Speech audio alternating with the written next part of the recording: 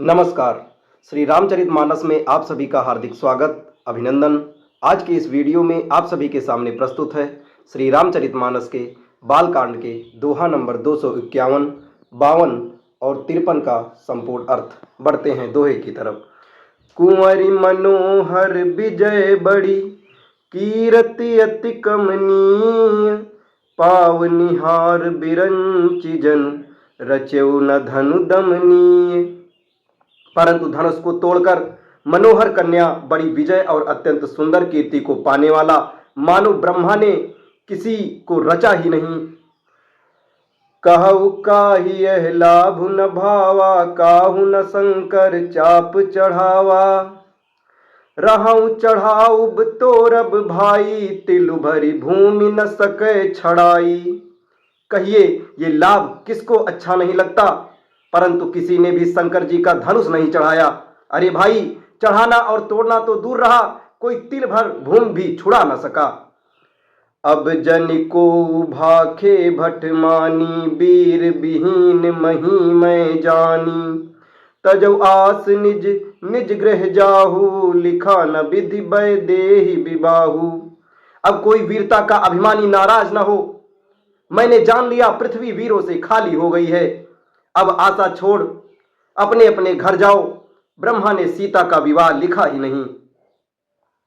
सुरकित जाई जौ पन परिहरऊं, कुंवरी कुंवारी रहु का करऊं, जो जन त्यों बिनु भट मुव भुवि भाई, तो पुनि करी त्यों न हसाई। यदि प्रण छोड़ता हूं तो पुण्य जाता है, इसलिए क्या करूं, कन्या कुंवारी ही रहे। यदि मैं जानता कि पृथ्वी वीरों से शून्य है तो प्रण करके उपहास का पात्र न बनता।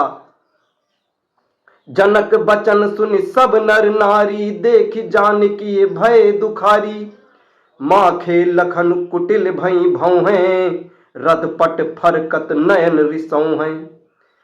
जनक के वचन सुनकर सभी स्त्री पुरुष जानकी जी की ओर देखकर दुखी हुए, परंतु लक्ष्मण जी तमतमा उठे। उनकी भौएं टेढ़ी हो गईं, होंठ फड़कने लगे और नेत्र क्रोध से लाल लाल हो गए। कही न सकत रघुबीर डर, लगे बचन जनुबान, नाई राम पद कमल सिरु, बोले किरा गिरा प्रमाण। श्री रघुवीर जी के डर से कुछ कह तो सकते नहीं थे, पर जनक के वचन उन्हें बाण से लगे। जब न रह सके तब श्री रामचंद्र जी के चरण कमलों में सिर नवाकर वे यथार्थ वचन बोले। रघुवंश ही महु जहु को हो, तेहि समाज अस कहई न को, कही जनक जसी अनुचित बानी, विद्यमान रघुकुल मन जानी। रघुवंशियों में कोई भी जहां होता है उस समाज में ऐसा वचन कोई नहीं कहता, जैसे अनुचित वचन रघुकुल शिरोमणि श्री राम जी को उपस्थित जानते हुए भी जनक जी ने कहे हैं।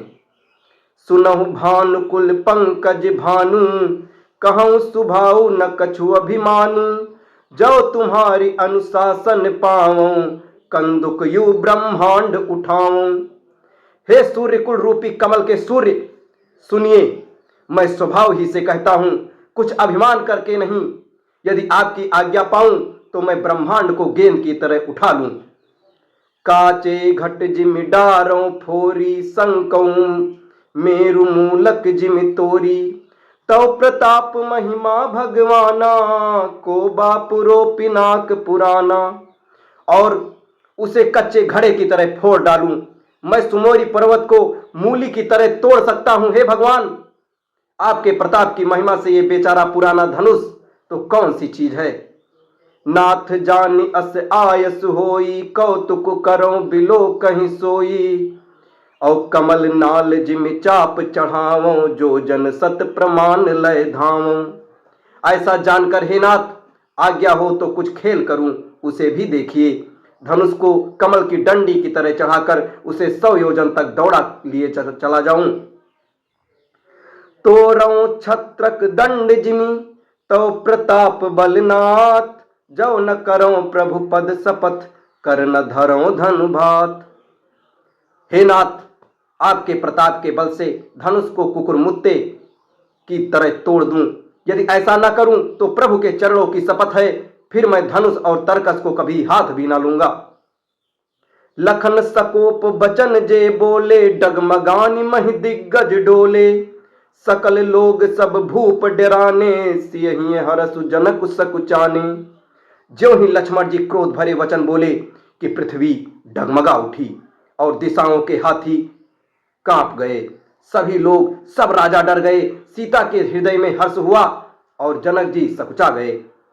कुर रघुपति सब मुनि मन माही, मुदित भये पुनि पुनि पुल काही। सिय नहीं रघुपति लखन निवारे, प्रेम समेत निकट बैठारे। गुरु विश्वामित्र जी, श्री रघुनाथ जी और सब मुनि मन में प्रसन्न हुए और बार बार पुलकित होकर बोले। श्री रामचंद्र जी ने इशारे से लक्ष्मण को मना किया और प्रेम सहित अपने पास बगल में बैठा लिया। विश्वामित्र समय शुभ जानी, बोले अति स्नेहमय बानी। उठौ राम भंजौ भव चापा, मेटेहु तात जनक परितापा। विश्वामित्र शुभ समय जानकर अत्यंत प्रेम भरी वाणी से बोले, हे राम, उठो, शिव जी का धनुष तोड़ो और हे तात, जनक का संताप मिटाओ। सुनि गुरु बचन चरण सिरुनावा, हरसु विषादु न कछूर आवा। ठाड़े भये उठि सहज सुभाए, ठमनि जुबा मृग राजु लजाए। गुरु के वचन सुनकर श्री राम जी ने चरणों में सिर नवाया। उनके मन में न हर्ष हुआ न विषाद, और वे अपनी एड़ खड़े होने के शान से जवान सिंह को भी लजाते हुए सहज स्वभाव से ही उठ खड़े हुए।